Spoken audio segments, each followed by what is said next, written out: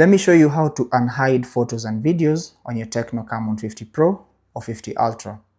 So if you had previously hidden photos and videos, to unhide them, you simply have to go into settings, then you want to select privacy under settings and tap on Vault.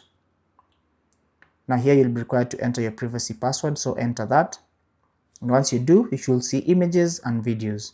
So tap on images, then tap on private album to see the photos that you've hidden. Then you want to select the photos that you want to unhide. And once you select them, simply tap on unhide and confirm, and they are going to be moved from this private album or vault back into your AI gallery. Now you can do the same for videos. Simply select the video that you want to unhide and then tap on unhide and confirm, and it's going to be moved from this vault back into your gallery. Now to access this vault easily, you can simply swipe through your apps and find the Vault app, tap on that, and it's going to be right there once you enter your privacy password.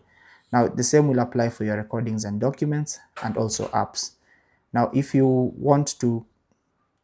don't know how to add this Vault to your home screen because it's not available by default, I've also done that video and I'll link it down below for you to know how to do just that.